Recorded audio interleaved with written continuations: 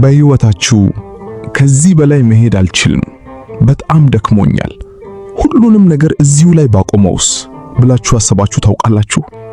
ነገር ግን በቃ አቁሙት እያለ በአእምሮአችሁ ውስጥ የሚመላለሰውና በሩን ዝጉት የሚላችሁ የጨለማ ሐሳብ ፈጽሞ የናንተ አይደለም። የሰው ልጅ አእምሮ በከባድ ፈተና፣ በብቸኝነት አሊያም በተደራረበ የህይወት ጫና ውስጥ ሲያልፍ ተስፋን የማየት አቅሙ ይጠባል። በስነ ልቦናው ዓለም ይህንን የዋሻ ውስጥ እይታ ተነል ቪዥን ይሉታል።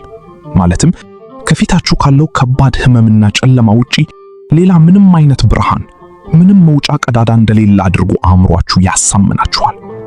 የዚህ ጊዜ እረፍት የማገኘው ህይወቴን ሳቋርጥ ብቻ ነው የሚል የውሸት ድምጽ በውስጣችሁ ያስተጋባል።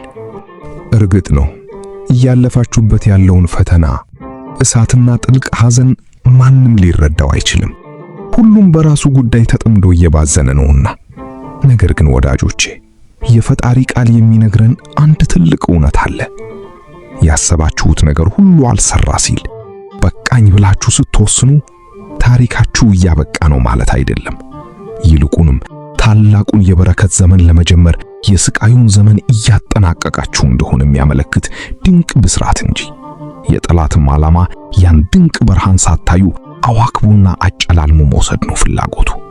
ነገር ግን እባካችሁ ያንን ድንቅ ብርሃን ሳትመለከቱ ምንም አይነት የችኮላ ውሳኔ እንዳትወስኑ። አሁን በከባድ የተስፋ መቁረጥና በሞት ጥላ መካከል ሆናችሁ ሕይወታችሁን እንድትቀጥሉ የሚያስገድዷችሁን 5 አምላካዊ እውነቶችን እንነጋገራለን። አንደኛው መፈጠራችሁ ድንገተኛ ወይም አጋጣሚ አይደለም።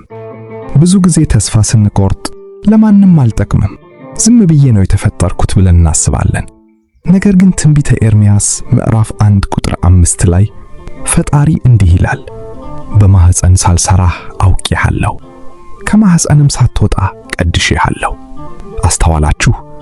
እናንተ ወደዚህ ምድር የመጣችሁት የፈጣሪ ልዩ የሆነ የጥበብ እጅ ተሳትፎበት ነው።